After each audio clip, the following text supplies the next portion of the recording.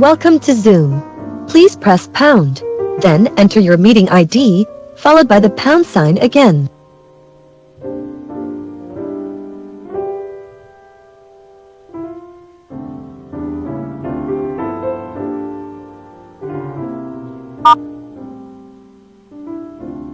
In the meeting now.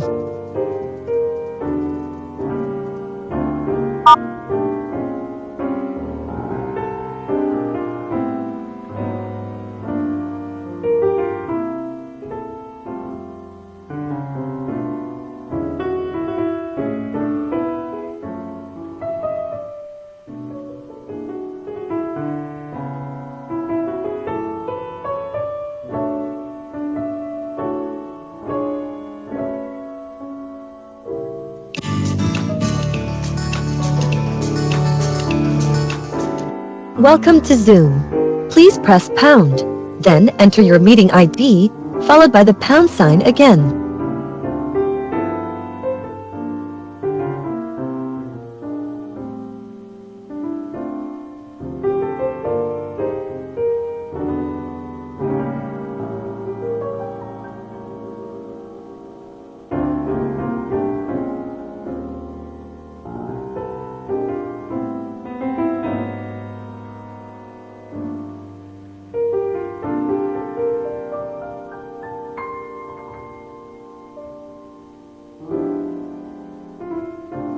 You are in the meeting now.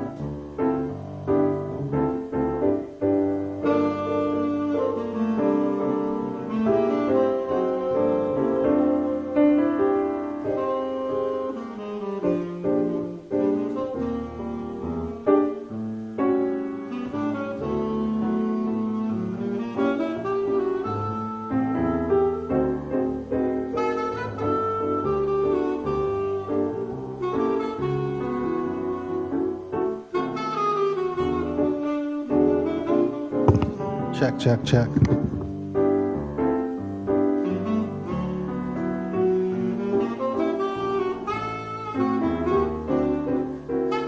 One, two, three, 4, 5, 6, 7, 8, 9, 10.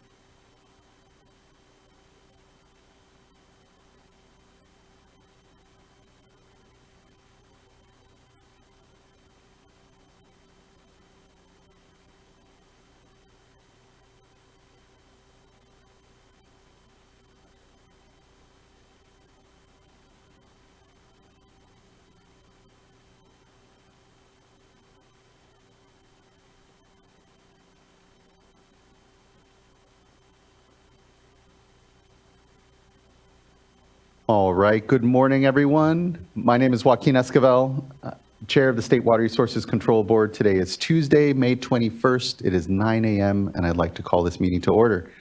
I'll begin by introducing my fellow board colleagues. Joining me in person today is Vice Chair Doreen Diadamo, Board Member Sean McGuire, and shortly, Board Member Nicole Morgan. And joining us remotely is Board Member Laurel Firestone. As you can see, and with us as well is our two Chief Deputies, Jonathan Bishop and Karen Mogus, our Chief Counsel, Michael Loffer, our Clerk of the Board is Courtney Tyler, and assisting her today is Margie Argel. As you can see, this is a hybrid meeting with both in-person and virtual components. For those of you joining us virtually, if you intend on commenting on any items today, you should be on the Zoom platform. Otherwise, you're viewing us through our customary live webcast on the Cal EPA website, or the YouTube Live link.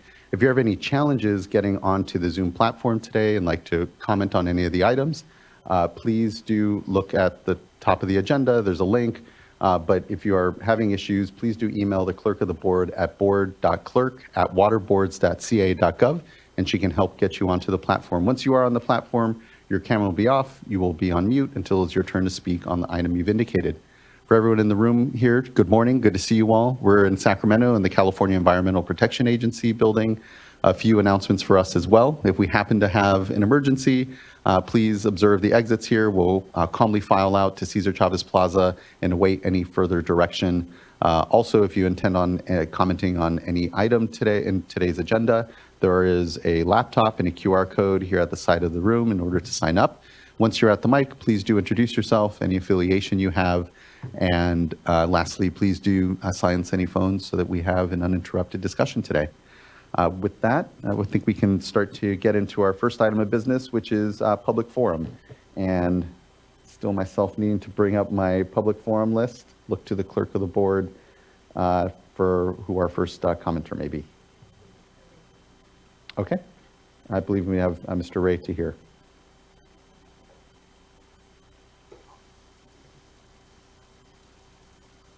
Okay, can you hear me? We can. Good morning. Now I understand what a carrot is. Okay, here we go. Next slide, please. I sent Chair Esquivel and Vice Mayor Diamo a letter detailing the issues raised at the May 7th State Board meeting. Rather than repeating those issues here, which are highly sensitive, I recommend a meeting with state board members and staff, along with RB4 Chair Norma Camacho and Vice Chair David Nahai. One second, please.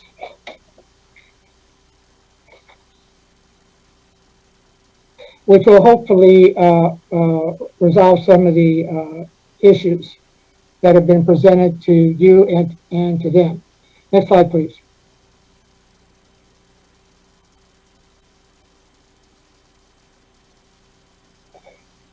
The City of Norwalk, which I represent, will be requesting a meeting with the State Board to discuss issues raised in Norwalk's litigation against RB4 regarding the 2021 MS4 permit. Although litigation was dismissed, the Superior Court judge in the matter of James Chalfine issued a stipulation on September 27, 2022, which states, whereas the attorneys of the record for the parties have further met and conferred, and the Regional Board has acknowledged and agreed that will continue to work with petitioner in good faith to address the matters raised by petitioner in the petition that are subject of its challenges to the 2021 MS4 permit by and through any available administrative process. Unfortunately, RB4 has not owned up to what it agreed to. It took several attempts to meet with RB4 staff to begin negotiations in good faith. A letter dated June 5th, 2023 was sent to Norwalk City Manager to the board's chair, and there's been no response. And also there are other attempts at getting the regional board to respond, which have not been successful. I'm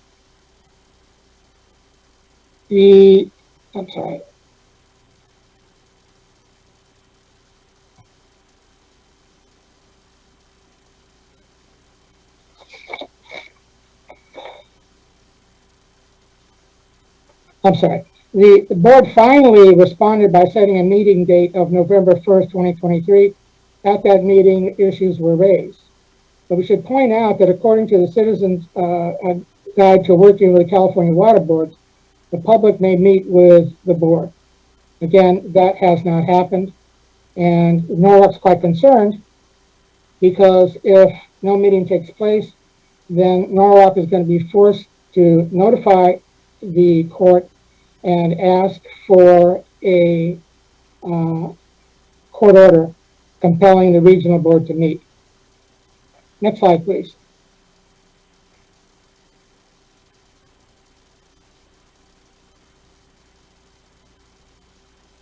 Given that RB4 is obviously not interested in negotiating with Norwalk, Norwalk asked the state board to assume responsibility or direct RB4 to engage in serious, timely negotiations with Norwalk. Now, Norwalk is considering informing the board of RB4's foot dragging and requesting the court to issue a court order. There's no guarantee that RB4 will respond. It could very well be that RB4 staff and legal counsel do not possess the technical and legal knowledge to understand or respond to Norwalk's issues. Perhaps the state board can lend its own staff who are qualified to handle this task. Next, RB4 should be reminded once again that according to the Citizens Guide to Working with California Water Boards, the public can participate in board decision making by, among other things, scheduling appointments to visit board staff. Next slide.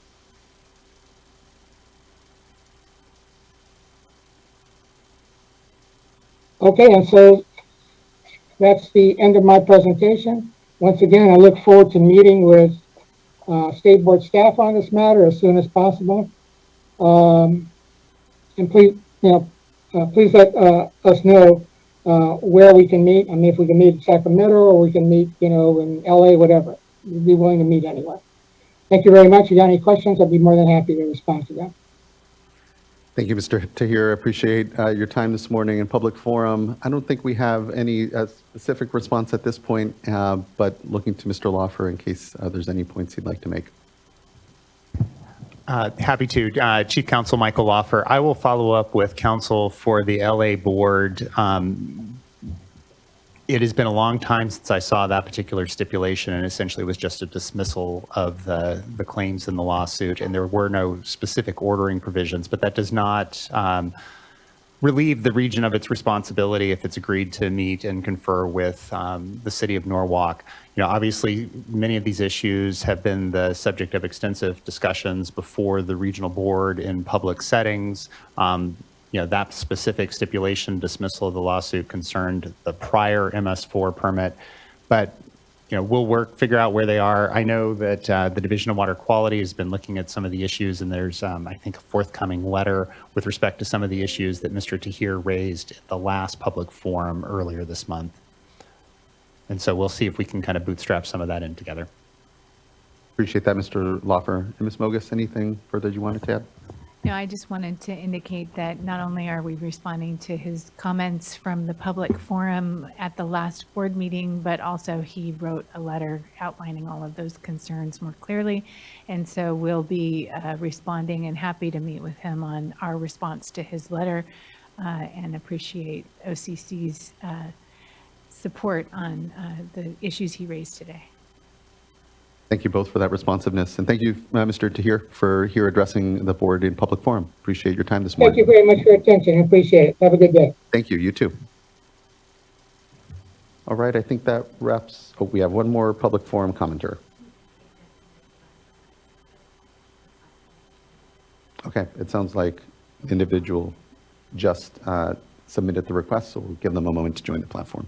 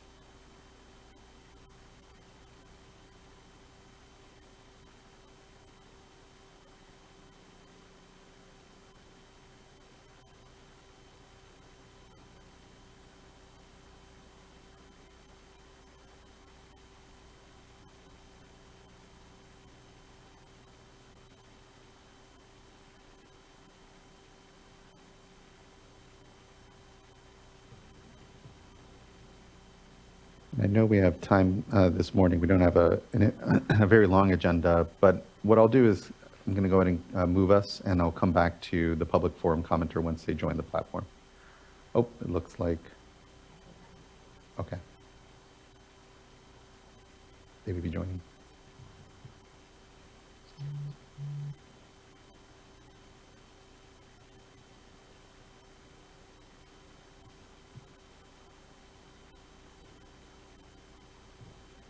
Is asking. Good morning.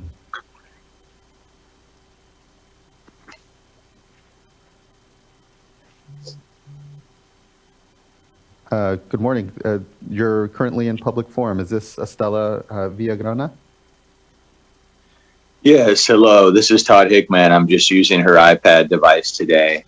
Okay. I would like to speak on consolidation. I've spoke before. I come to you this morning with a voice of past experience. I've been an elected water board official for 8 years, and I'm a retired government regulator specializing in several programs, including the underground storage tank program, among others. So this morning, I would like to come to you to, again, urge you to do everything you can to consolidate the North Yuba Water District with the South Feather Water and Power Water District.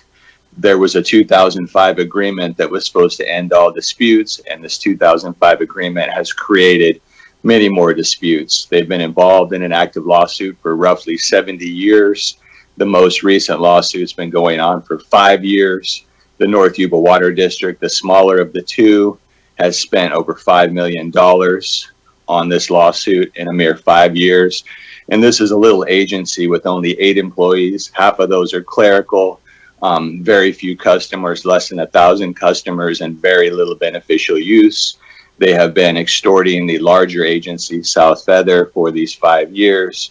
I just did a public records request, and South Feather Water and Power District has submitted almost 100,000 pages of documents. 100,000 pages of documents for this lawsuit.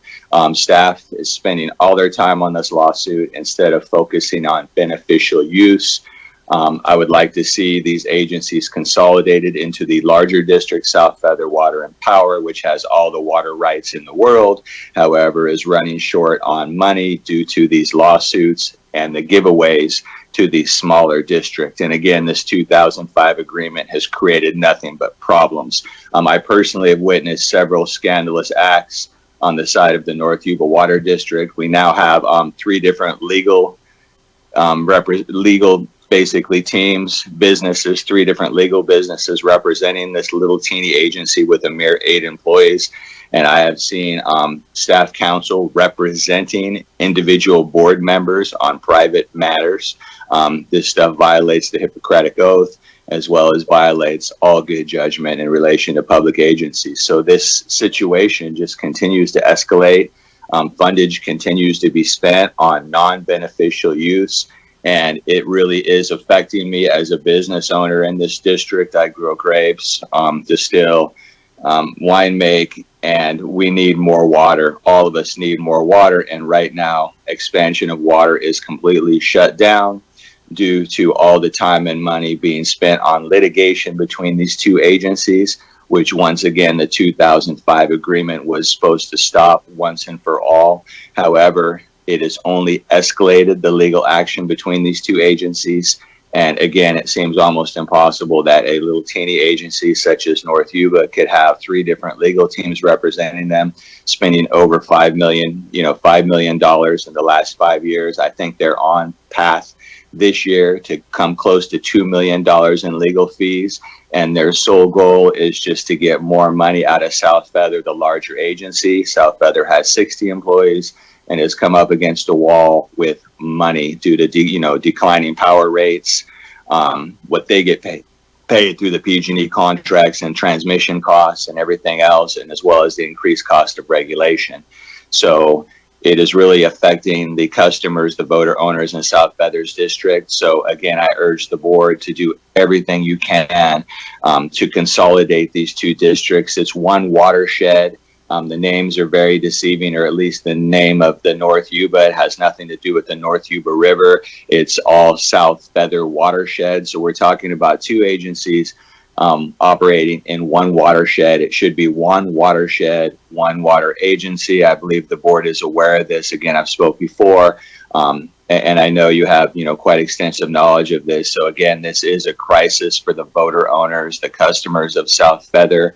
We're not receiving any expansion or any additional water because all of staff time is being taken up with the lawsuit and paying for the lawsuit, which has basically crippled South Feather as far as funding goes. So I appreciate your time this morning. I appreciate everything the board is doing. And again, I urge you, I even beg you, I beg you to do something about this situation. It is a disaster for us as the boater owners, the customers of both of these districts, actually. So I appreciate your consideration. Thank you. Thank you as well, Mr. Hickman. I appreciate your time this morning. Just a point of clarification, as in looking to our folks, as I understand, we obviously have consolidation authorities around drinking water systems, not irrigation systems. And so it's not actually something within the board's power to be able to force a consolidation on. Well, these are water supply, private water, drinking water suppliers as well. I appreciate that, Mr. Hickman. Yeah, and just following up, Chair, there are limited circumstances where the board can order consolidations in the drinking water space for public water systems. I know our staff had looked closely at some of these issues after hearing from Mr. Hickman and others over the course of the winter. I know our Division of Water Rights staff have had multiple meetings with some of the representatives of each of the entities involved. But when we looked closely at the availability to utilize our consolidation authority, we did not see a clear nexus. It doesn't quite fall within the range of authorities that have been given, but we can certainly roll up our sleeves. There are some slightly new allegations coming out today and see if we can find a bucket for it. Appreciate that. Thank you, Mr. Laufer. And thank you again for your time this morning, Mr. Hickman. Thank you. And I believe that wraps up our public forum commenters, and appreciate everyone that's come and spoken before the board this morning. That brings us now to official board business. And the first item of business is our consideration of the May 7th board meeting minutes. Looking to fellow board colleagues if there are any adjustments and or a motion. I'll make a motion. A second. Thank you both. Ms. Tyler, can you please call a roll call vote? Excuse me. Board Member Morgan? Aye. Board Member McGuire? Aye. Board Member Firestone? Aye. Vice Chair Diadamo? Aye. And Chair Esquivel? Aye. Thank you. Abstain. Oh, abstain. Apologies. I'm in auto mode. I was not here at the last board meeting because, well, yes, I wasn't. So thank you. Abstain. Thank you, clerk. And the board meeting minutes are adopted, and appreciate everyone's vote on it. Next, we'll go to our informational item, which is our current hydrologic conditions and response, and would welcome up Jessica Bean and James Knockbauer to lead us on the item.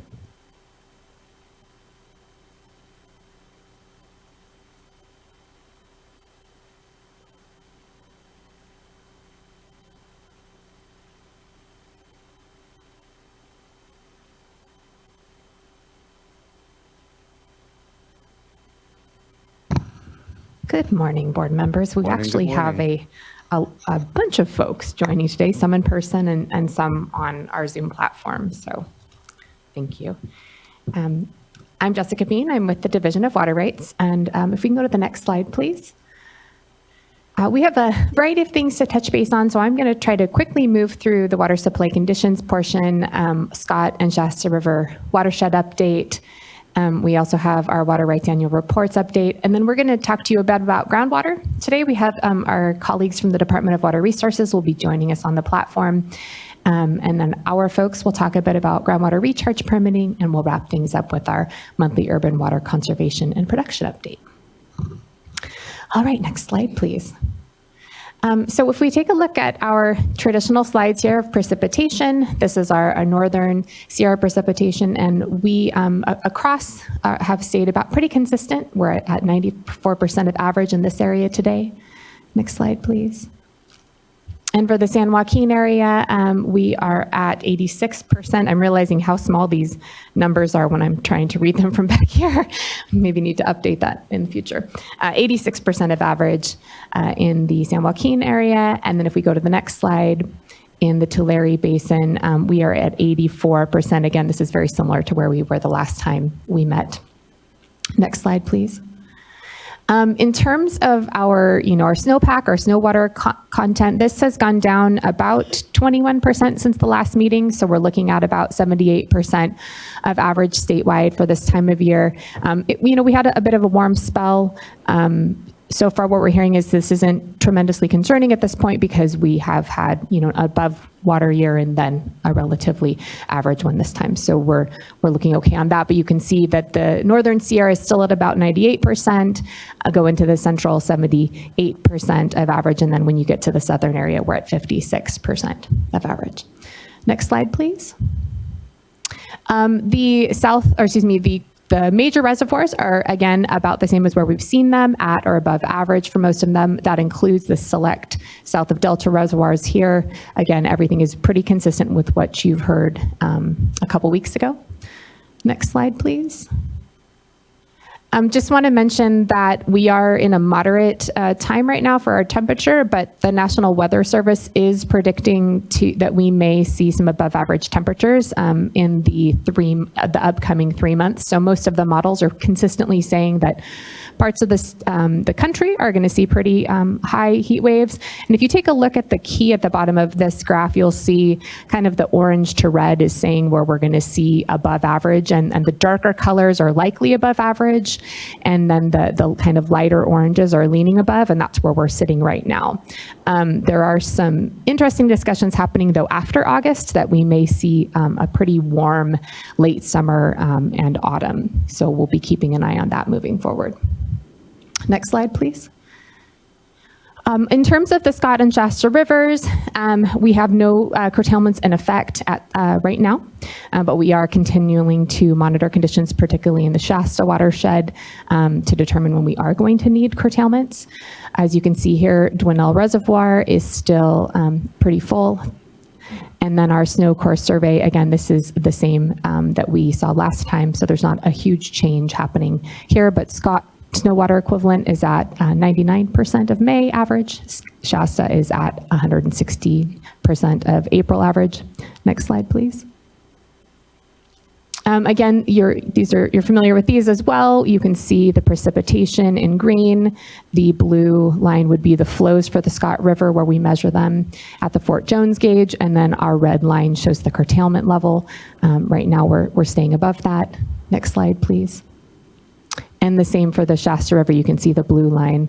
The flows are still above the emergency level for the curtailments. Next slide, please. And then here, we spoke last time pretty extensively with Aaron Ragazzi was here to talk about the emergency regulation and its implementation. Did just want to note that we have the overview of groundwater local cooperative solutions from last meeting, and that information is starting to go up on our webpage. And then we're looking at almost 14,000 acres, which is more than 75% of groundwater irrigated in the Scott River watershed is included in those local cooperative solutions.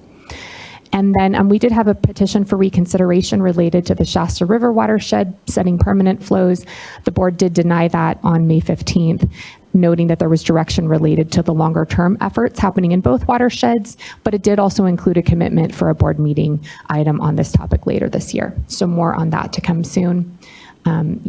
Folks can check out our Scott and Shasta River drought page for more information. Next slide, please. And then to kind of wrap my section up, just wanted to, again, give you an update on where we are with the water rights annual reporting. Since the last time we've met, we have ticked down from 31 to 30% of folks have not reporting. Yeah, it's still a little disconcerting. So if you go to the next slide, please. Again, these numbers are looking pretty similar to what you've seen before. I want to draw your attention to the lowest bar there, where we still have about 14 of our largest water diverters who have not submitted their reports. It was 16, so we've had 2 more folks come into compliance since the last time we've met. But again, we are still actively working towards getting these numbers to continue to go down lower so we can have our water rights reporting as accurate and timely as possible. Of those 14 of these largest diverters that have not reported, is there a geographic kind of spread? Which watersheds mainly are they pulling out of? Do we know? Just kind of more out of curiosity at this point. Yeah, I think we have some of that information. I don't know it offhand, but I can say that we've reached out to all of these folks individually, and we are working with them. And actually, our hope is that within the next week or two, they will be submitting their reports.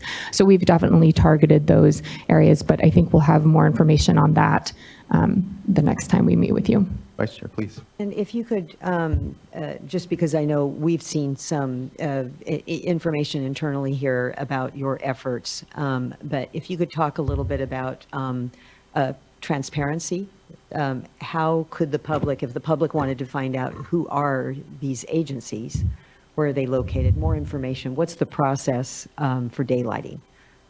That is a very good question. We're going to be posting information on the notices of violation online, and I know we have some other ones. I'm actually, Eric, going to turn to you to come up here. Thanks. I'll jump in real quickly. We actually do have this information posted online. It's a Power BI tool, and our SB 88 team has posted it, so we can supply that link, and you can look at all 40-ish thousand water rights and see who's reported and who hasn't. But I will say that the 14 and much of the 23 in the above row are the U.S. Bureau of Reclamation, and we are working with them. There are some accounting issues that they're trying to work through. It may take them until the end of June to get this information in, but it is a noted data gap, and it has been there for some time. Well, this is an area I think we all want to explore a little bit more. So maybe whether it's the next update or I'm not quite sure. But if this is something that goes on every year, hopefully these accounting issues will be resolved so that in the future they can meet the deadline. But looking also to get the information maybe more broadly publicized and I don't know. For me, I think I'd like to have a briefing on it, just to walk through the link and get a better sense of how easy it is to digest, so that you don't get crowded out by that 9,000 plus that may not be as informative. Yeah, no, I appreciate that, Board Member Diadamo, and that is something that we're actively working on in the division, asking that very same question. How can we take the 40,000 water rights that we have and kind of parse it out in digestible graphics and information that can be usable by both us and the public? We do have a team working on it. They've made great progress on it. We're not quite there yet, but we're hoping in the very near future we'll be able to do something a little bit more formal, and we'll brief all the board members on it. Excellent. Thank you. Yep, really appreciate that information. And I can sympathize with the Bureau of Reclamation. I know they have a very complex system that they're running, and but the timely gathering of this information is really important. So really do want to work with them to figure out how we fix that. Great, thank you, thank you. Thanks for answering those questions. Okay, and I think that's where I'm going to wrap things up and invite our colleagues from Department of Water Resources to join us. So if we can go to the next slide, we can start. They're going to do a little update for you on the groundwater conditions report. Great, and thank you, Mr. Gosselin and Springhorn for joining us here. Thank you very much. Chair Escobar, board members, thank you. I'm glad to be here. I'm Paul Goslin, Deputy Director for Sustainable Water Management at the Department of Water Resources. I'm going to turn over to Stephen Springhorn to go over the semi-annual groundwater conditions report. I do want to make 2 points. One is this is a very interesting report based upon the 2023 water year, which was very unique in many circumstances. But also the data, and Stephen will get into this, represents a compilation from annual reports from the Groundwater Sustainability Agency. So it's another good benchmark on the importance and strength of the Sustainable Groundwater Management Act by getting these locally derived reports and data. So with that, I'll turn it over to Stephen. Thank you, Deputy Director Goslin and Chair and board members. Thank you for the opportunity to speak with you this morning. My voice is a little going out today, so if you can't hear me, just let me know and I'll speak more clearly. Next slide, please. So as Deputy Director Goslin mentioned, this is a recent report that we published beginning of this month, May 6th, and it's our semi-annual groundwater conditions report. And it really fits in the middle of the spectrum of different types of information that we're trying to get out on California's critically important groundwater resources. And we are seeing, as Deputy Director Goslin mentioned, a huge increase in the action in groundwater under the Sustainable Groundwater Management Act, as well as that's translating into more and more information that's being reported.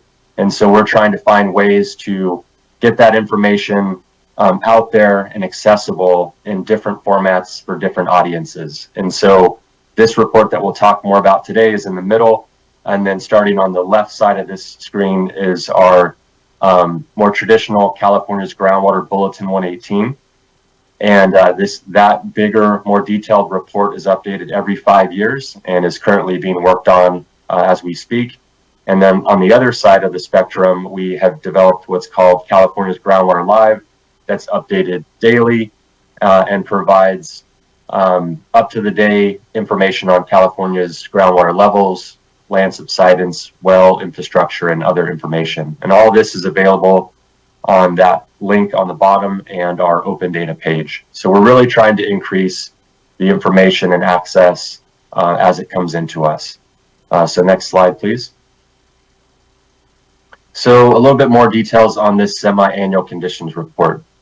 So what this report really highlights is looking back at water year 2023, as Deputy Director Goslin mentioned, and really an important milestone that for the first time, this report gives the full synthesis of 99 basins that have reported their groundwater sustainability plan and alternative plan annual reports.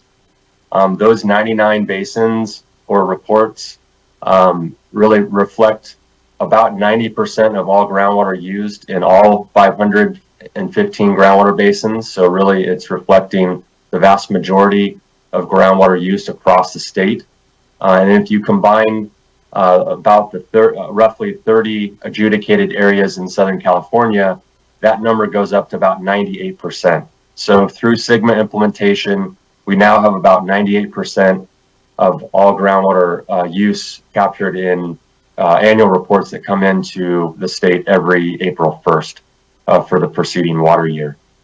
So this spring 2024 report really focuses on the tremendous amount of effort and action that happened on managed recharge in water year 2023 in the very wet water year, and how those actions really changed the conditions across the state in groundwater. It also includes the latest information on groundwater extraction, groundwater storage, groundwater levels, subsidence, well infrastructure, and groundwater monitoring efforts.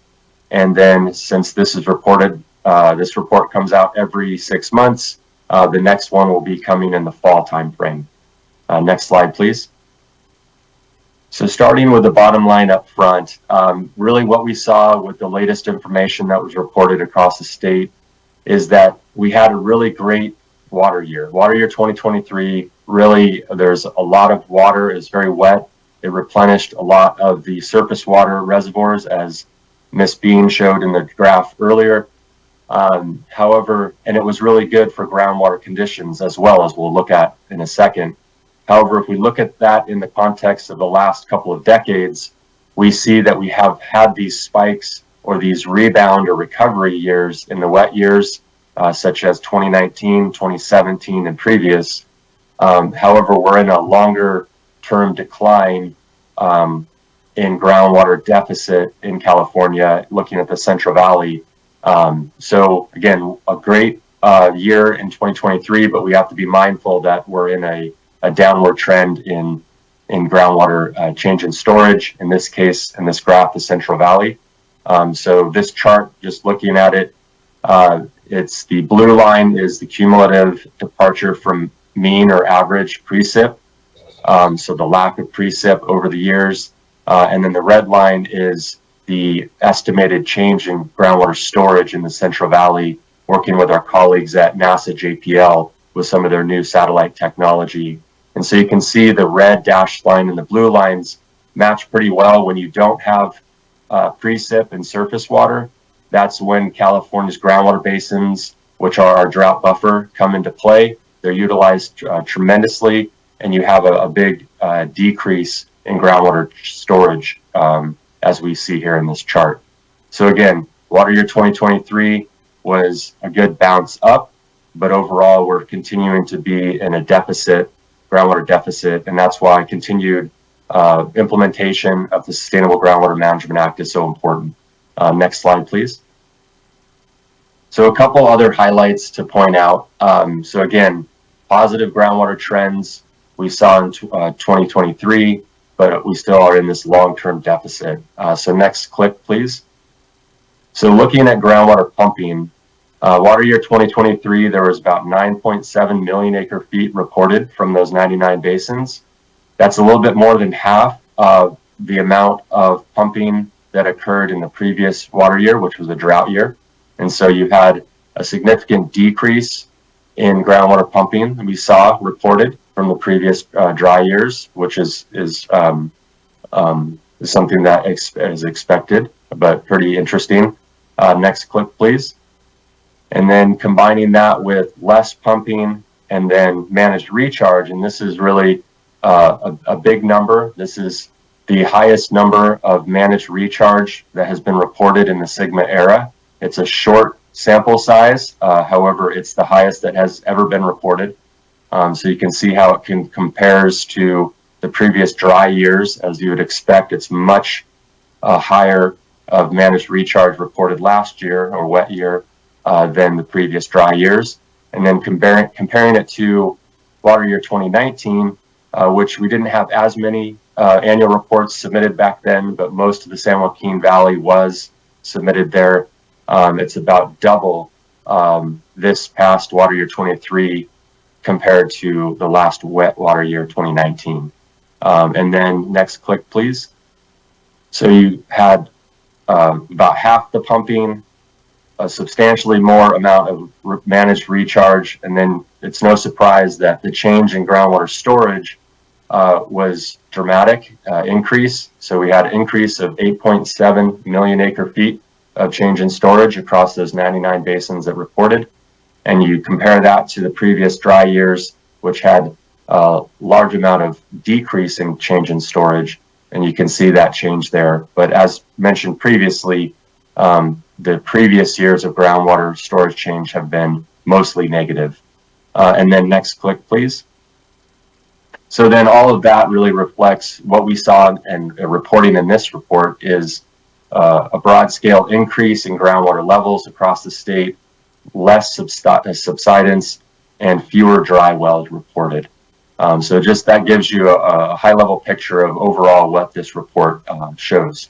Next click, please. Mr. Springhorn, thank you for this presentation, and sorry to interrupt your presentation here. Yep. I'm awestruck, frankly, by the amount of managed recharge that we all saw here in the last water year. I think it's remarkable. But I just want to make sure that I'm tracking with the definition. And I think I know what managed recharge is, but I just want to make sure, and maybe you can steer me in the right direction if I'm misunderstanding. But I would interpret that to mean actions like diversions to spreading basins, maybe some of the flood management actions, on-farm recharge, maybe aquifer storage and recovery wells, those kinds of actions. Does that capture the range of what the definition of managed recharge is? Or is there something else to that? Yeah, you're exactly right. Yeah, it is a broad umbrella of managed recharge actions. And so those that you described are included. And for more information on what actions were included, each one of these 99 annual reports that were submitted by groundwater sustainability agencies has more details. And so there's a lot of variability from one basin to the other and what managed recharge actions occurred. But there is that additional detail there. But it really encompasses a broad range of managed recharge actions. Okay, I appreciate that. Thank you. Yep. And an important point you're raising here is that it does not include the natural recharge. So natural recharge is a much bigger number that it's much harder to quantify across every square inch of California. But that is something that we're we're working on to try and just get some ballpark estimates of that. But so it does not include natural recharge. Yeah, that's exactly where I was going with that. So thanks for the distinction. Yep. Thank you. Okay. All right. So now looking at into some of the specifics for each one of these categories of reporting. So groundwater extraction. Here's a couple of the figures that show up in the report, and this is the information that we are now getting every April 1st and will be for the foreseeable future from the groundwater sustainability agencies. So top line message on extraction, again, statewide total reported 9.7 million acre feet. Of that total, about 80% was pumped within the Central Valley, 7.7 million acre feet. And of that, about 54% of the statewide total was pumped within the San Joaquin Valley, so totaling 5.4 million acre feet. So the chart on the left shows the dots are the amount of extraction in acre feet. So the bigger the dot, the more water extracted. And then the shading of the basin is the intensity of pumping, you could say. So it's acre feet per acre. And so these totals are reported by the groundwater sustainability agencies. They're aggregated extraction for the entire subbasin. So the GSAs are bringing information together and reporting it up to us, and we're publishing it in figures like this. And then another interesting way to look at this extraction data and the really extreme shift, as we're seeing more extreme shifts in weather patterns as climate change, as we have been seeing in California, is looking at the groundwater extraction of water year 2023 compared to, which was very wet, compared to the extreme dry of water year 2022.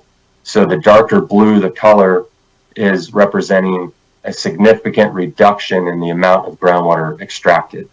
So that just goes to show that in the water year 2023, it was very wet in the southern San Joaquin Valley. This is also an area that has decades of groundwater recharge infrastructure and experience. And so those matched up well with also a lot of surface water in the system. So surface water was used extensively, a lot less groundwater was pumped, and a lot of managed recharge occurred in this area. So you saw a lot less pumping going on. And then the chart on the right shows the groundwater use as a percentage of total use. And so again, this shows that these groundwater sustainability agencies are dynamically shifting from water source to water source based on availability and other factors on the ground. And so any given year, about 40% of the entire state's water supply comes from groundwater. And then in drought years, it's up to 60%. But you can see that that's across the entire state average, but you can see there's a lot more detailed and variability across the state from basin to basin. So you can see even in a very wet year, some basins still rely heavily on groundwater just because of that's what their infrastructure is set at or in their local factors. So next slide, please. So looking at groundwater, so top line message, again, as already mentioned, we saw some big improvements in groundwater levels in the short term. So looking at a 1-year change from the fall of 2022, which was very dry and is still in drought conditions before all the atmospheric rivers started to come in. And then comparing that to the fall of 2023 after all that wet water year 2023 came through. And so you can see the green dots mean increase in groundwater levels of greater than 25 feet. And you can see the bar charts there represent the hydrologic regions. And so again, the Tulare Lake had the most increases in groundwater levels because a lot of surface water was in the system and utilized as opposed to, and not a lot of pumping occurred. So you saw a rebound in groundwater levels. So all in all, that was a good sign. But then you start to look at some of the longer term trends, again, matching what we saw earlier on in the changing groundwater storage. So looking at a 5-year change map, you start to see that even after a very wet year, some water levels are still lower than they were 5 years ago. And then looking at a 20-year trend, many areas groundwater levels are on a declining trend over 20 years. So next slide, please. So looking at subsidence, we had significant reduction in groundwater pumping, improvements in groundwater levels. So as expected, we saw a significant decrease in land subsidence. And so the map here on the left shows the footprint of anything in green color is land subsidence that's measured over 1/10 of a foot. And then anything in blue is actually where there was the land surface rebounded over 1/10 of a foot, actually uplift came up.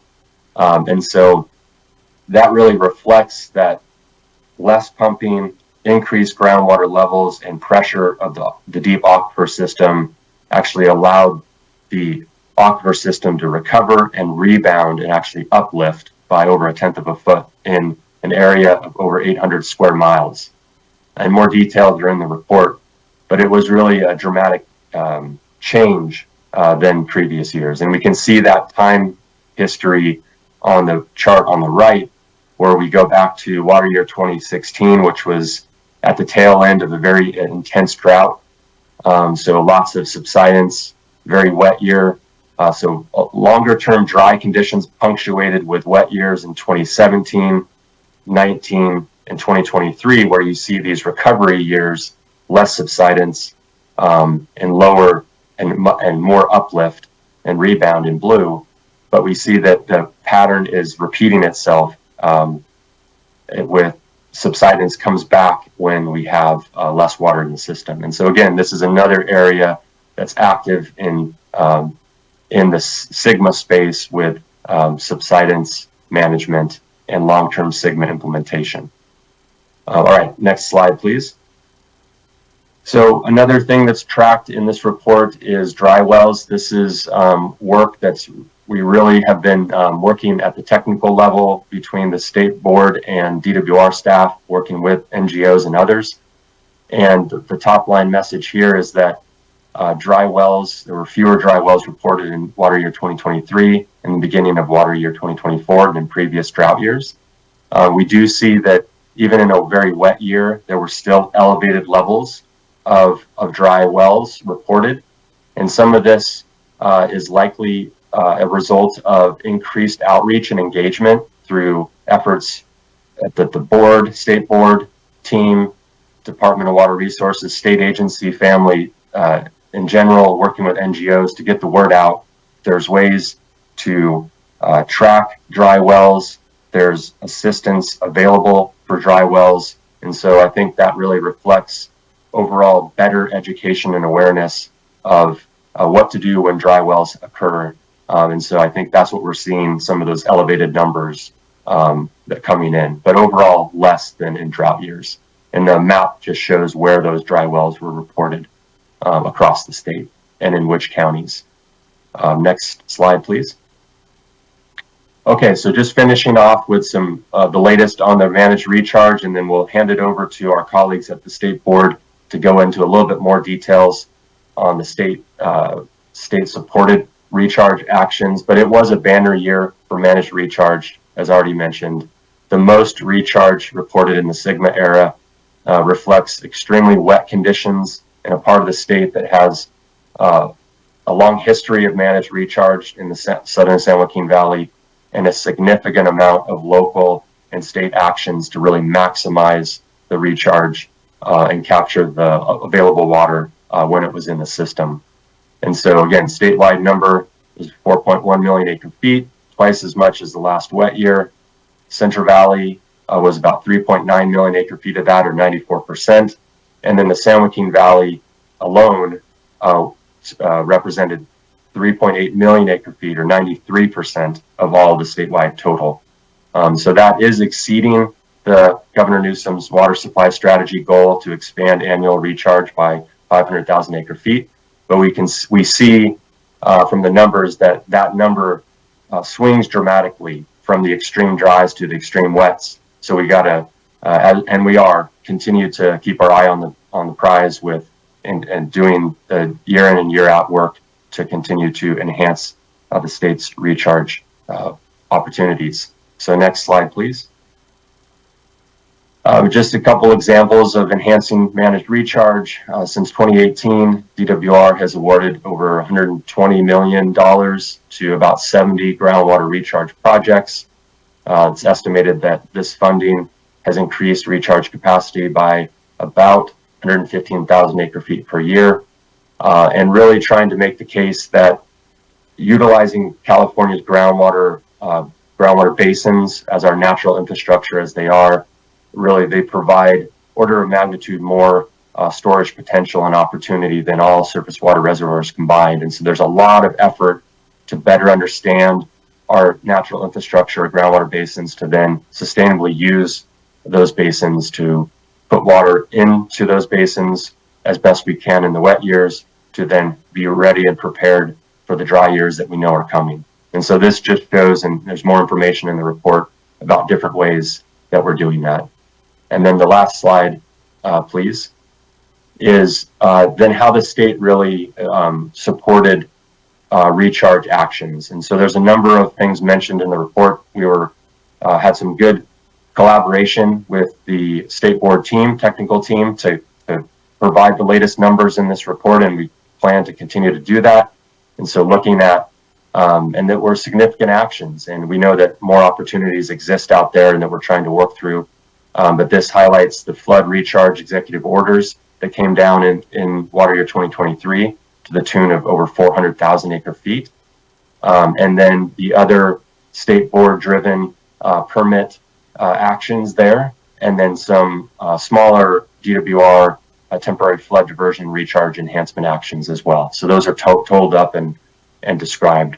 Again, a lot of work was done and more opportunity exists, and that is, and more information will be provided by the board next on some of these numbers.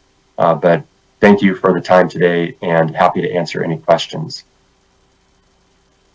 Thank you as well. Really appreciate the summary and presentation on that information. Looking to fellow board colleagues if they have any immediate questions. Seeing none, we can continue on. Thank you, Mr. Springhorn. Okay, thank you.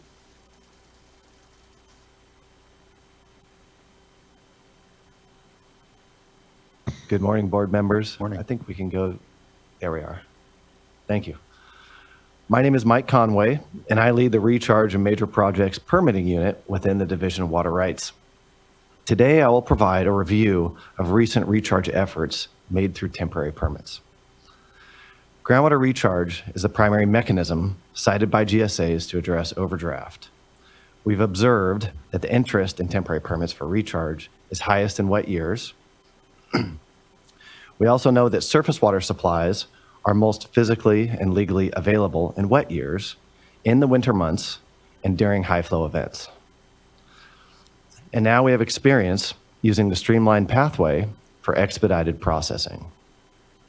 So let's discuss the outcome of the 2022-2023 wet season.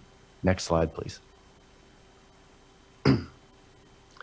This slide shows the temporary permit numbers DWR presented in the recent report. We issued 10 temporary permits authorizing a total of about 670,000 acre feet. These numbers are specifically about temporary permits and thus don't include the temporary change to the Bureau of Reclamation's right of about 600,000 acre feet. A recently concluded staff effort looked at how much water the parties could have diverted if considering the permit diversion triggers and if the permits were in place at the start of the project's diversion season. That potential amount of water available was about 80,000 acre feet. This can be compared to the 20,000 acre feet reported as actually diverted. When looking at these results, you may wonder why the amount of potential water diverted was so much lower than the authorized amount. The amount authorized is trying to allow for as much potential diversion as possible, since we don't know exactly what the future may hold. This means, though, that this number may be fairly high compared to what we actually see in the record. The max cap could be generated, for instance, based on the wettest year in the historic record, or something such as a hypothetical maximum based on the diversion rate multiplied by the total number of days in the season.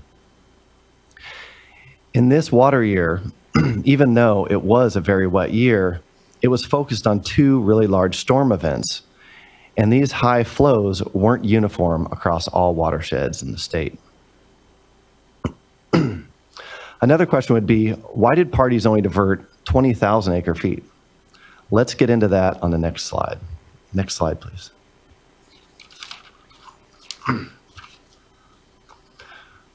Most of the applications received for water year 2023 were received later than advised. Late submittal resulted in late issuance and lost opportunities for diversion. Most of the permits issued in water year 2023 were issued mid-diversion season. For practical reasons, the volumes authorized match requested volumes rather than getting adjusted downwards, even though a permit issued mid-season cannot capture its full authorized volume. Based on the information provided by the permittees, we learned about the challenges associated with infrastructure and equipment.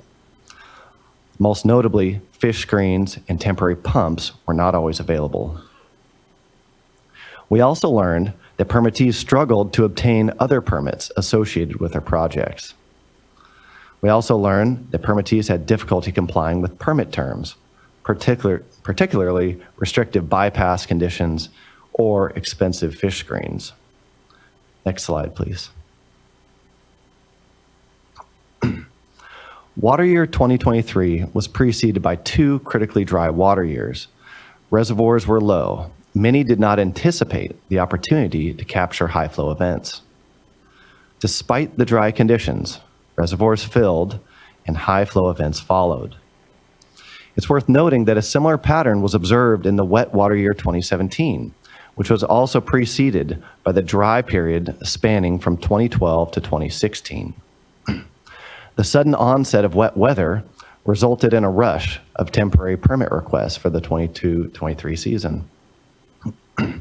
9 of the 10 applications received were later than advised.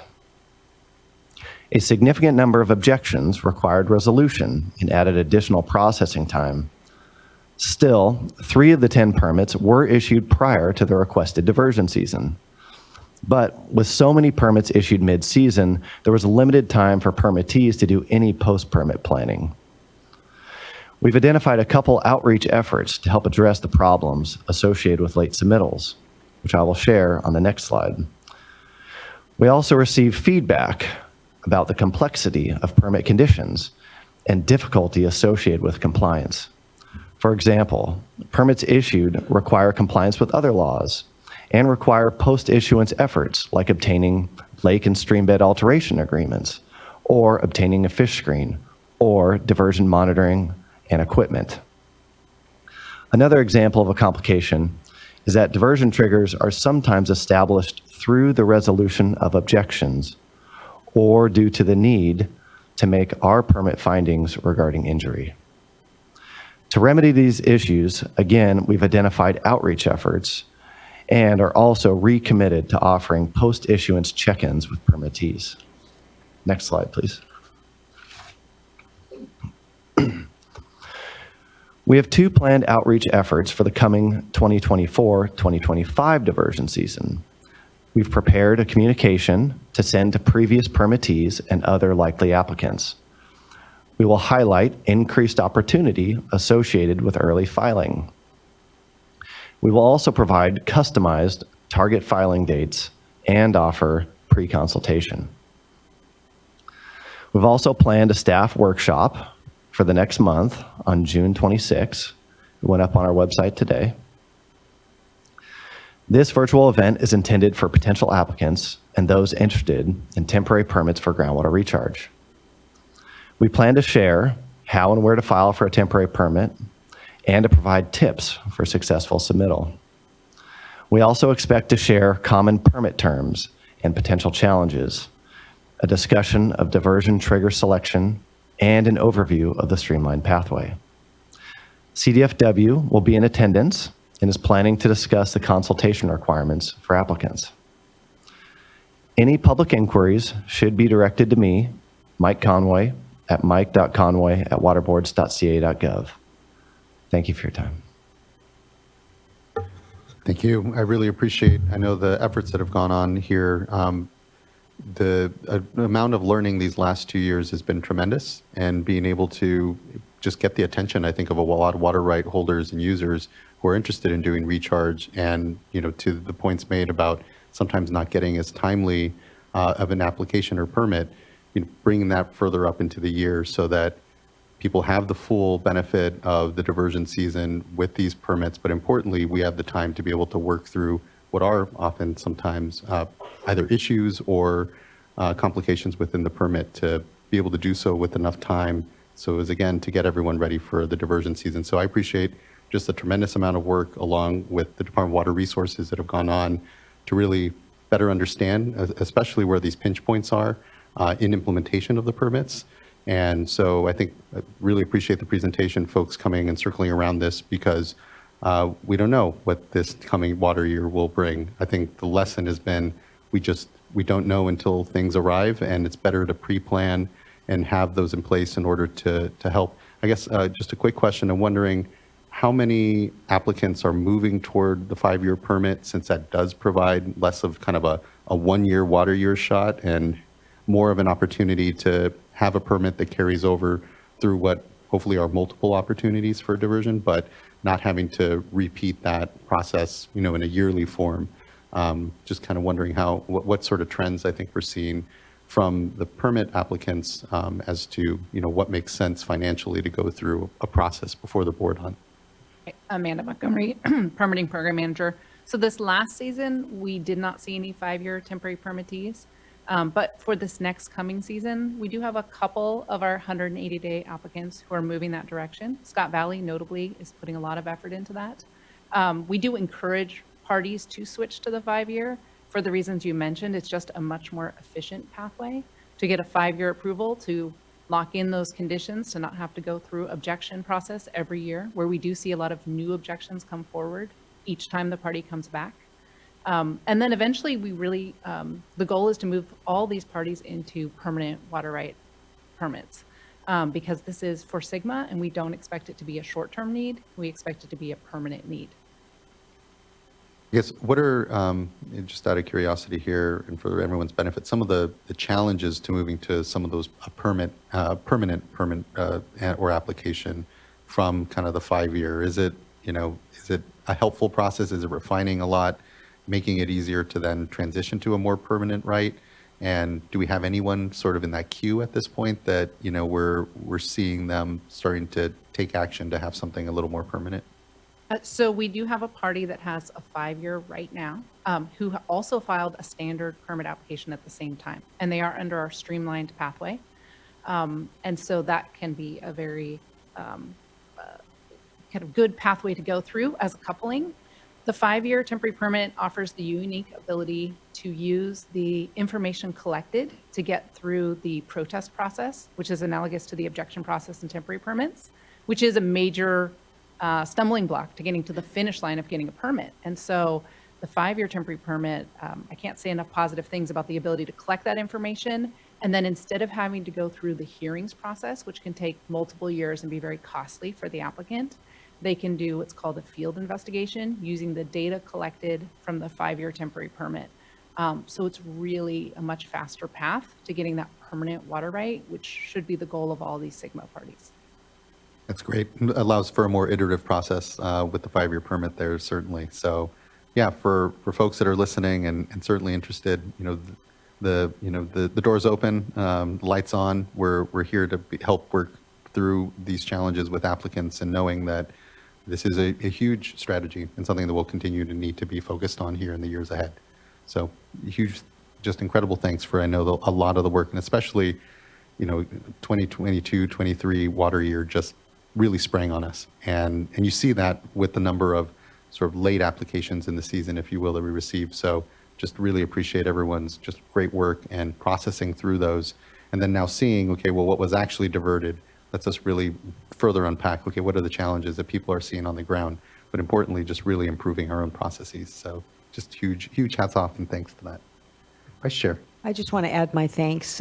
This is really helpful, and the chart that I like is the one that, you know, has the 669 and what would have been the opportunity. And that's where, you know, I think that helps us to get a better sense of the target. And I think also for those that are, you know, there's the consultants that probably understand this really well, but then there's all the users and the folks that are on the GSA boards that really don't understand this. And so I think this helps to temper expectations, give folks a target.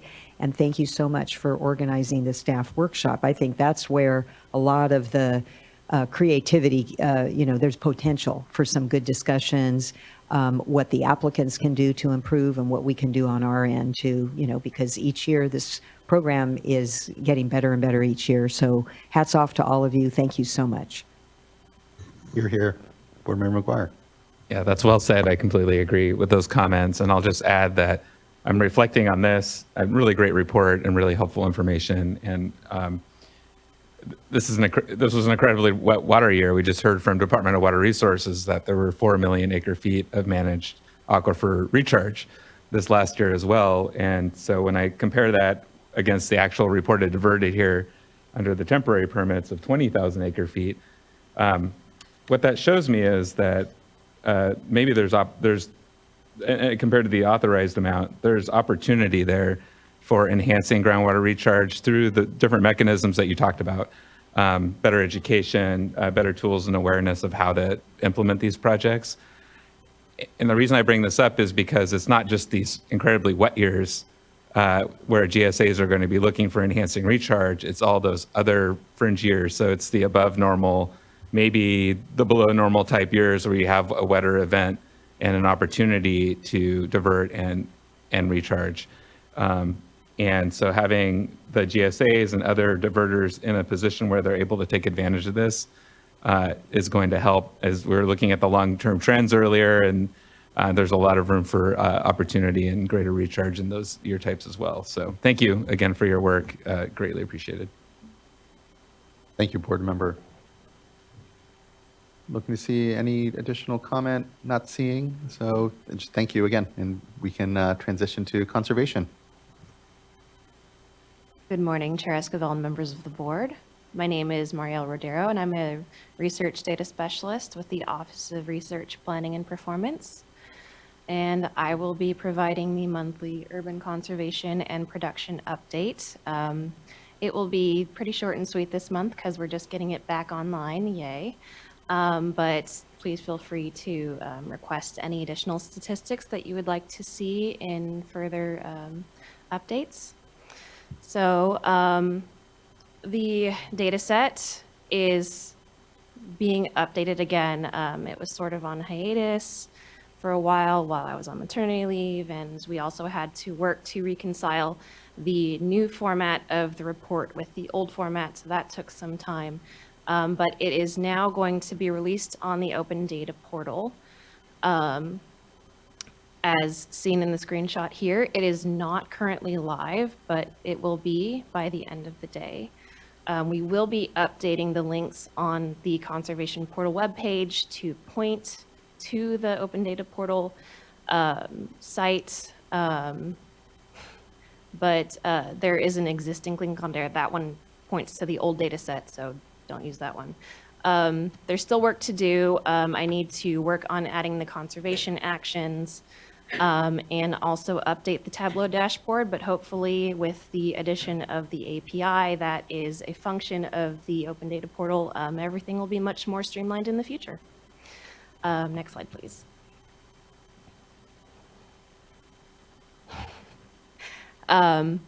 The total statewide urban use for the month of March 2024 was about 334,000 acre feet, which is on the lower end of things.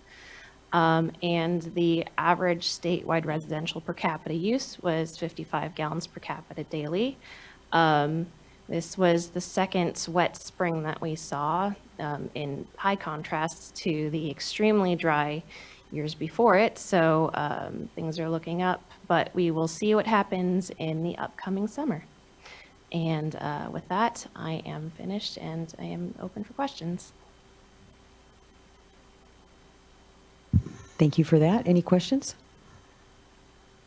Just welcome back, and glad that you're back on it and doing all the work to reconcile. I know that the change in the reporting system has not been easy to navigate that. And just a little shout out to California here. Just looking at all the marches, this looks like the lowest one reported in the last 11 years. So, hey, that's progress and well done. Setting aside the water year type, and I know it's favorable climate conditions, but nonetheless, heading in the right direction. Really appreciate. I know it's taken some time to get everything reconciled. There was a shift to the clearinghouse for reporting, but as has been indicated, this is really good information to have, especially as I know we have our conservation regulation discussion. The art of the possible and where we're headed toward. Having just a pulse on the monthly data here on conservation is really important. Can't manage what you don't measure. So glad things are back on track, and we have here an opportunity to continue to reflect on what our water usage is looking like on the urban side, knowing that we have these long-term huge pressures. Even a wet year or two here, as we saw with our issues with groundwater, isn't going to resolve what we have as these long-standing systemic challenges. So just really appreciate, I know, the good work that's gone in to make sure we have this back. Anything further from fellow board colleagues on this or any of the other items here in the hydro update? We don't have any commenters, so absent that. Appreciate it. Really appreciate the update. Thank you all. Thanks for your time this morning. That wraps up item number 2, which is our current hydrologic conditions and response, and brings us to item number 3, which is an update on the status of the underground storage tank cleanup fund and opportunity for public comment.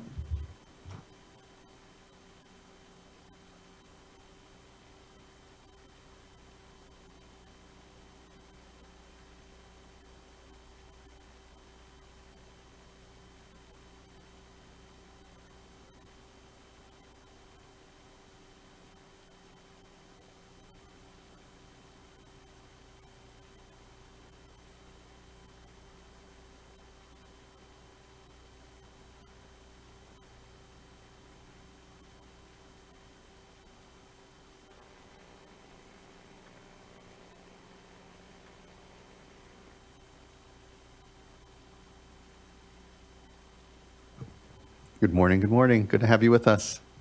Good morning. How are you? Doing well. Thank you. Thank you. Good to see you. Oh, good to see you.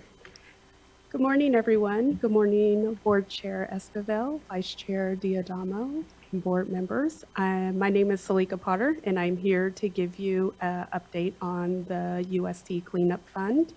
And after my update on the fund, I will turn it over to Dana Cordana next to me, and she'll give you an update on the actual UST program from DWQ. Okay? Next slide, please. The UST Cleanup Fund is a financial responsibility mechanism for owners and operators of USTs to meet federal and state requirements. The program is here to help reimburse eligible costs to owners and operators that are eligible for the program to help with cleaning up their contaminated sites resulting in leaking petroleum USTs. The program is funded by a petroleum storage fee of 2 cents that is placed and assessed when petroleum products are stored in those USTs. Currently, the storage fee generates about $300 million annually. And in conjunction with the Division of Water Quality with this program, we also work closely with the Office of Enforcement, who help do a lot of our fraud prevention methods to help us ensure that we're not, we don't have as much fraud, waste, and abuse hitting this program. So to date, since 2015, we've, the Office of Enforcement has disqualified about 14 entities where we have found potential fraudulent activities. Next slide, please. Just actually, Yeah. quick out of curiosity, when it comes to those that were caught doing potentially fraudulent activities, are those from tips that are coming in into the program, or are they from kind of random assessments of, claims? Just kind of wondering the techniques, sort of how they come through. All of those methods. We get random tips in from external parties. They could be the claimants of the program, other consultants, or other concerned individuals. And other times they are able to find things from our own program staff who are assessing the reimbursements that are coming in and reviewing a lot of the documents. Other times it could be things that are assessed by Dana and her team where they see something a little funky on their end, so they raise it up to us and we do a little bit more digging, and if we see something, we refer it over to the Office of Enforcement for them to go ahead and take care of it. Fantastic. I really appreciate that. There's a lot of, obviously, funding that goes out through the program, and so just that keeping an eye and ensuring, the public's trust and importantly their resources are being protected is just really appreciated. So thanks. Absolutely. Next slide, please. So from this slide, you can see the program has received over 21,000 applications. Most of the applications that come into the program are found eligible to receive reimbursement. So we are seeing an increase in applications that are coming into the program based upon the SALT case initiative that I'm sure Dana will be talking about later, and because we have the permanent closure of single wall tanks that's occurring at the end of 2025. Next slide, please. Here's a little information about what has happened during the course of this fiscal year. As you can see, we've received almost 1,600 reimbursement requests for about $154 million. And we have released out through accounting this year a little over 1,900 payments for almost $200 million. So there's a little difference in that because, as you know, we continue to receive reimbursement requests. However, we typically carry, I would call, somewhat of a backlog from year to year because there might be claims that we could not reimburse out right away because of a lack of funding, or it could just be timing as to when those reimbursement requests were processed.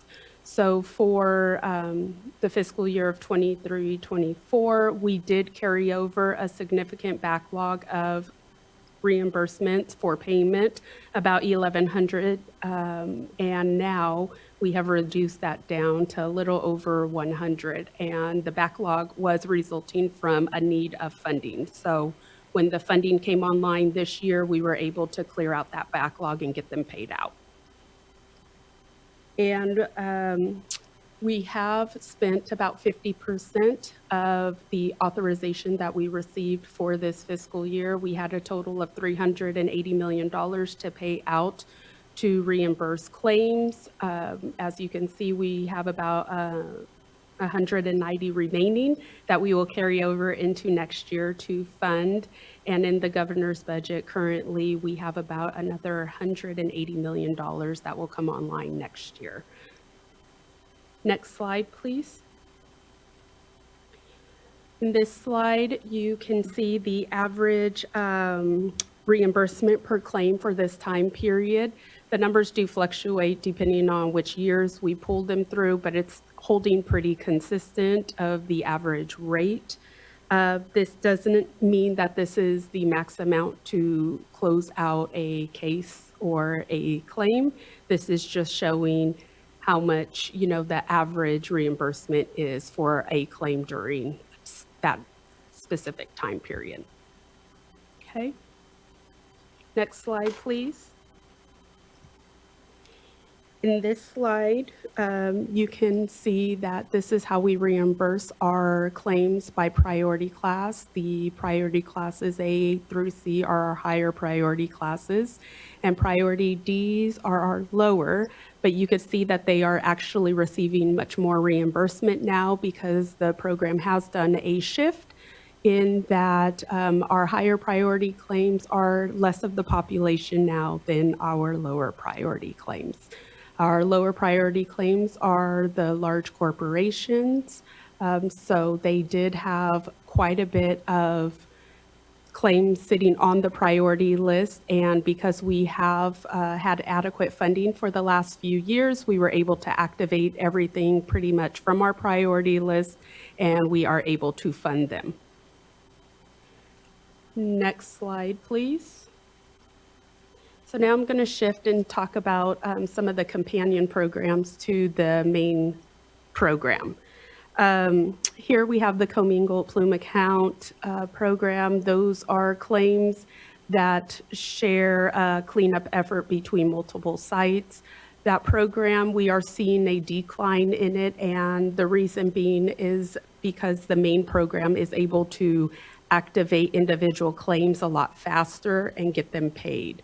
This program was being utilized quite a bit when we could not fund those individual claims right away, and they were coming in with consolidated projects for us to go ahead and activate through this particular fund. And this fund is receiving about $10 million annually. However, we're not utilizing that full 10 million. For fiscal year 23-24, we utilized maybe only about $2 million there. For the expedited claim account program, they are very successful. As you can see, we are seeing a closure rate of cases at about 46%. And since this program came online, we have closed 136 cases with the help of the local regulatory agencies, which is actually awesome. We have finished about maybe $20 million that was still remaining in that account for this fiscal year, but those funds have all since been encumbered. So now we're just going to be spending, and helping clean up the rest of the projects that are within there. We are looking towards potentially running this type of look with the program for the remaining of our claims. The emergency abandoned and recalcitrant account, this account is seeing quite a bit of activity right now due to the salt case initiative. Regional boards are nominating a lot of projects for this program so that we can step in, get contracts with DGS, and to start cleaning up a lot of these projects that have stalled out. So we have spent about $4 million of the $5 million that's available annually for this program. So there's a lot of traction moving in there. For the school district account, we are seeing a decline on demand there. So this program, this particular one used to be very, very robust. We had a lot of school district claims that moved through it. Cases got cleaned up, closed out. We have about 8 remaining active claims for this particular account, about $2 million for it, which is sustaining it perfectly. But we are talking to potentially reach out to additional schools to see if they do have this on their books, where we might be able to step in and help them and offset some of those costs. For school districts, the problem with that they have with this is that a lot of times they don't have documentation still. They did not do that retaining of documents. So we try to help them as much as possible to meet those requirements so we can help get them funded. I really appreciate that, helping to make a priority and working with school districts here that, are, I know, understaffed and, oftentimes aren't even necessarily aware of the resources or opportunity to remediate this sort of issue.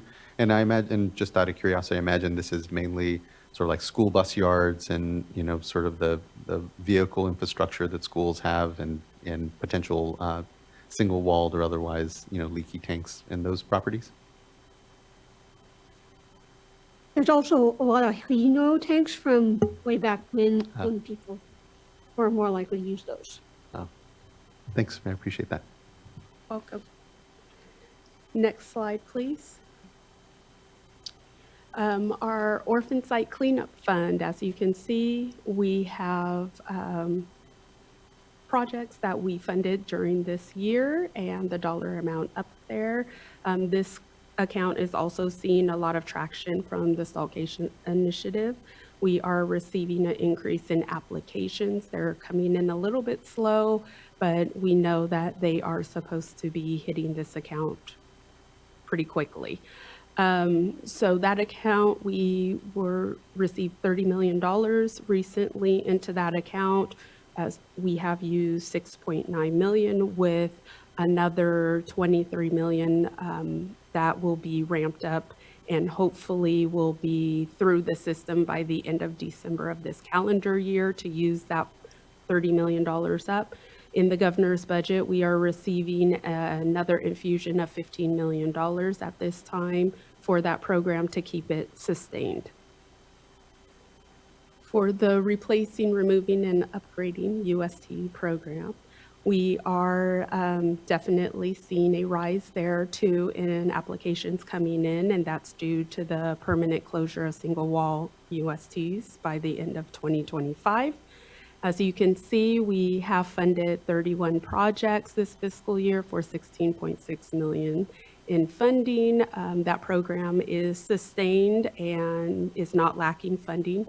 So we can continue to go ahead and issue grants and loans or a combination thereof to additional projects coming in the door. For the site cleanup sub-account, we're giving you some stats here for that program, but as you know, you just had a board workshop on that item recently to discuss the ranking criteria of that program. So we are continuing to go ahead and fund projects as we can.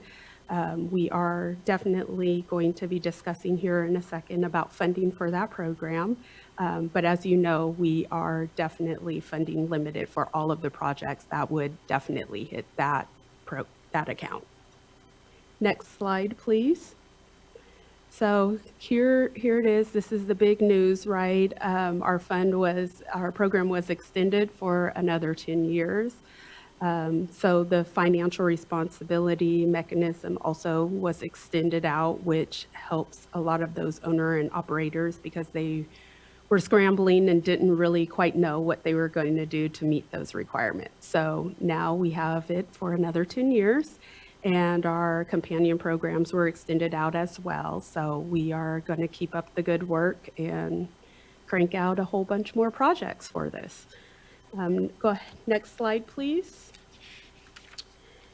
And then now we're going to talk about the 3 mills. So as you know, with the SB 445, 3 mills of our fee went to the 3 purposes. So the RUST accounts, GAP, and school districts. The 3 mills generates about $47 million annually, give or take. It depends on how the full stream of revenue comes in. But right now in the governor's budget, how it is split is 85% goes to the site cleanup sub-account program and 15% goes to the RUST program. We are not infusing anything in the school district account because we are not having the demand there at this time. So that is what the governor's budget has. We are proposing to keep it the same currently, especially for this upcoming year, since RUST will need additional funds so we can keep sustaining projects there. But as the climate changes, we will definitely look to maybe changing that allocation should it be needed in the future. So next slide, please. So this is summing up that distribution as I was discussing. 15% is about $7 million that goes into RUST. 85% is about $40 million that goes into SCAP. These allocations will definitely help sustain the projects, especially for us permanently having the permanent removal of the single wall USTs. We're keeping it the same for this upcoming governor's budget cycle and proposing to keep it the same the year after. And we are doing this because we wanted to give an opportunity for the public to go ahead and comment and see if they have any other suggested changes for that split, or if you guys do as well. When it comes to the 15-85% split, has that been pretty consistent throughout these last years? And Yes. Just kind of okay. That is a pretty consistent split that we are utilizing. So with that, that concludes the cleanup fund portion. I will turn it over to Dana Cordana. Thank you, Salika. Good morning, Chair, Vice Chair, and members of the board. I'm Dana Cordano. I am the unit chief of the Division of Water Quality's UST Cleanup and GeoTracker unit. The Division of Water Quality, as you know, acts as the program manager for the UST Cleanup program. And we work closely with the UST Cleanup Fund, the regional boards, and local oversight programs to ensure that we successfully clean up and close UST cases across the state. Since the beginning of the program, we have closed nearly 41,000 cases, which is about 95% of all UST cases that we've had in the program. At the end of 2023, we had closed 241 cases. And the UST cleanup program only had 1,544 cases remaining. The regional board oversees the majority of our cases with 1,246 active cleanup cases across the regions. We have 5 counties that are involved in our local oversight program. This includes Alameda County, Orange County, Sacramento County, San Mateo County, and Santa Clara County, and they oversee about 300 cases. Our current caseload consists of the more challenging cases that require a lot more time and resources to meet closure. Some of the challenges we're facing is no responsible party or recalcitrant responsible parties, funding issues such as not qualifying for the fund or having a deceased RP and having to figure out ways to transfer our claims. And we have a lot of sites with complicated site data, such as commingled plumes and offsite BI sources. Because we are now working on the more challenging cases, our caseload is starting to age, and the average open case is now 22 years. Next slide, please. Since our current caseload looks much different than what we were historically accustomed to regulating, the Division of Water Quality has spent the last 5+ years re-envisioning how to implement the program statewide. We moved from a largely directive program management style to a more collaborative model. We now work very closely with the regional water boards, local oversight programs, and US EPA to ensure that our program not only meets the federal program requirements, but also meeting the individual needs of the various regions.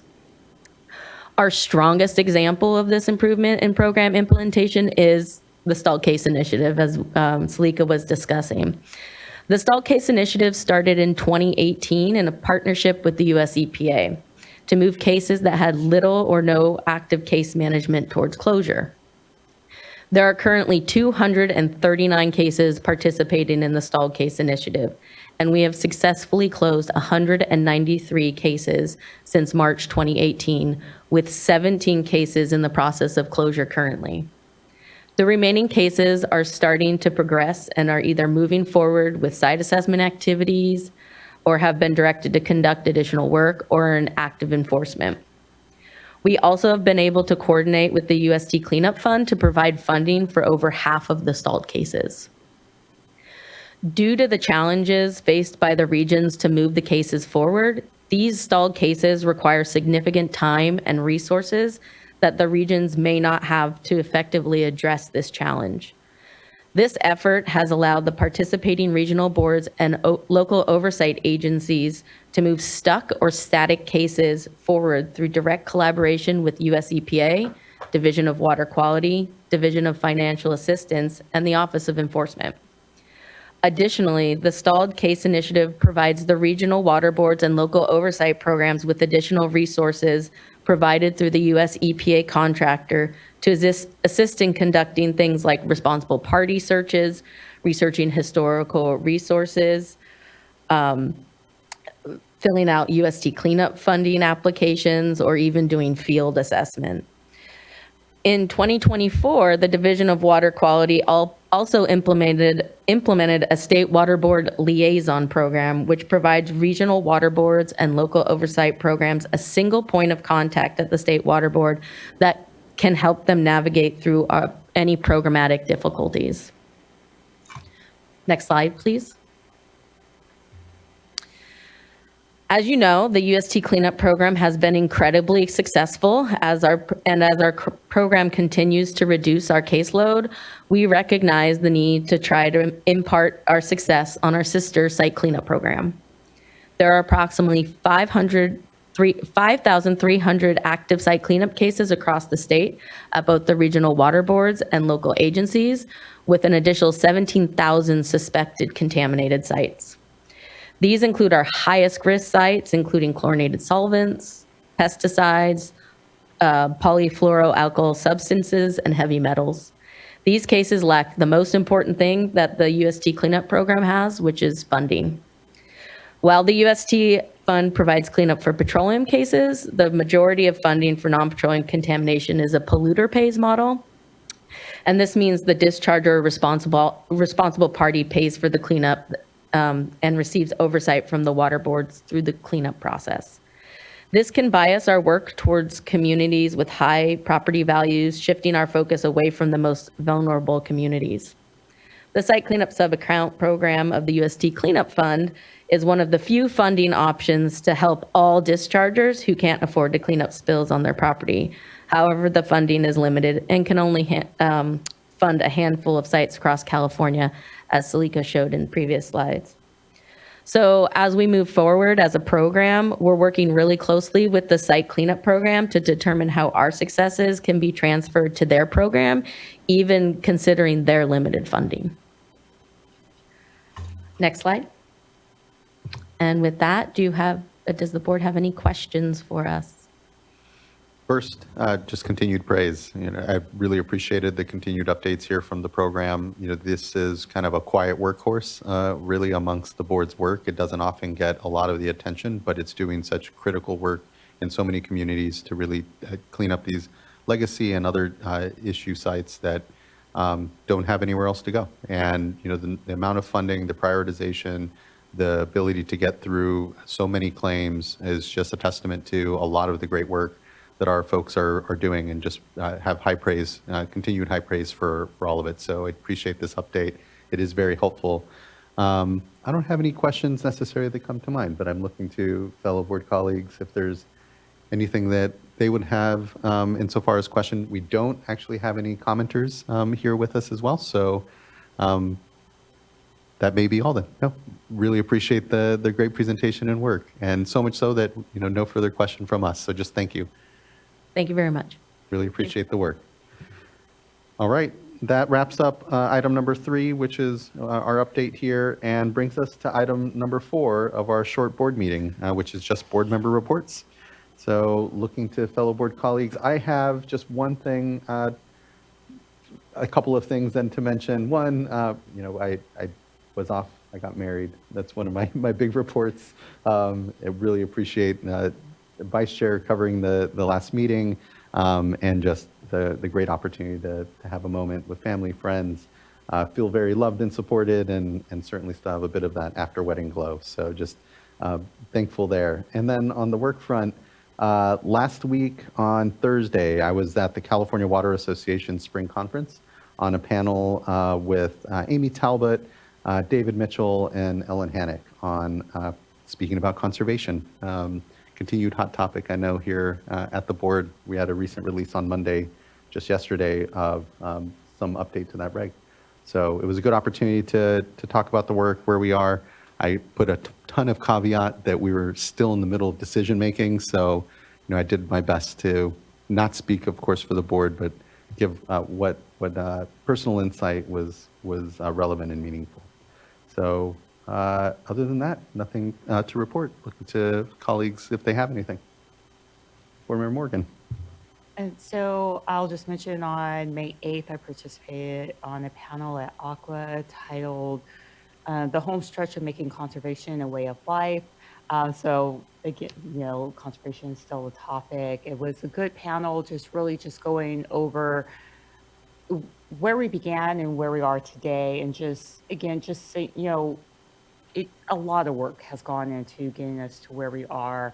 And I just express my appreciation to all that had participated in the conversations with staff and our staff of just really working with all the stakeholders over the winter. Many hours went into those discussions, and again, not expressing any opinions on behalf of the board, but just letting them know that this new draft would be coming out, to stay tuned for it. And, we're continuing to move through this process, and my gratitude for everyone of participating in the public process. Thank you, Board Member. Vice Chair. I was also on a panel at Aqua on consolidations, and human right to water achieved in part through consolidations. And I just really enjoyed that opportunity, because it gave me an opportunity to kind of become more familiar with the technical aspects of consolidation, and also just a refresher on the huge increase that we've had over the last few years. The panel was moderated by Daniel Coates with Rancho Water District, and on the panel was Michael Claiborne, and with Leadership Council, and Larry McKinney with Amador Water Agency, where they've done quite a few consolidations. What really struck me was the attendance and the technical questions that people asked, and they recalled several years back, before SB 200 was adopted, and consolidations being a bad word, and just the reticence by many in water agencies to work through these issues, and a completely different tenor at this discussion. So that was great. Fantastic. Appreciate that, Vice Chair. Yeah, I'm often reminded that we're the only state in the nation that has those sorts of authorities, and I know that they come with some concern sometimes from folks, and glad that that's lessened here through the years, for sure. Board Member McGuire. I'll just round out the May 8th Aqua panel discussions here. So I, too, was on a panel on May 8th at Aqua, and that was on the Bay Delta Plan. And the title was Impacts to Aqua Region 4 from the Bay Delta Plan. And so the panel was moderated by David Guy with NAQUA, Michael Cook, Turlock Irrigation District, Tuolumne, was on, Turlock, was on the panel with me, as well as Alex Rabideau with Solano County Water Agency. And so I thought it was good because it came shortly after the 3-day workshop on the voluntary agreements panel. So there was some reflection on those discussions that we spent quite a bit of time on. It also gave me an opportunity to take a step back and kind of elevate a little bit and explain to an audience that was pretty broad, right? You have water district board members, you have attorneys, you have, just a wide audience at Aqua. So I was my intent was to talk a little bit more broadly about the Bay Delta planning process and provide an overview of where we were and where we are now in the process, just so that everyone's a little bit more in tune with what's happening. And there's obviously a lot of moving parts. It's very complicated. So I hopefully was able to communicate that message a little bit, and that was my goal. That's all I have to report. Much appreciated. Thank you, Board Member Firestone. I don't have a report today. Thank you. Thank you as well. Okay, that wraps up board member reports. We will not have closed session on the Administrative Hearings Office item, but we will have closed session on the Office of Chief Counsel item. So we'll retreat into closed session before formally closing out today. It does not bring us to the end of our meeting. We will just be in recess until tomorrow morning, where we will do our Salton Sea workshop, our yearly Salton Sea workshop. It will begin at 9 a.m. tomorrow morning. And then otherwise, until then, I think we're in recess. Did I miss anything, Mr. Loffer? No, just as a matter of logistics, Board Member Firestone, you'll be receiving a Teams invite for the closed session, and for board members, we'll be meeting in 2510. I don't know if you want to start up at 11 or if you would like more time to get some other things done. I think 11 o'clock works. Looking to my colleagues, 11 o'clock. Okay, well, great. Thank you, everyone. Appreciate the brief board meeting today and look forward to seeing everyone tomorrow at the workshop. We're in recess until then. Or we'll be after our closed session. But thank you, everyone. See you soon.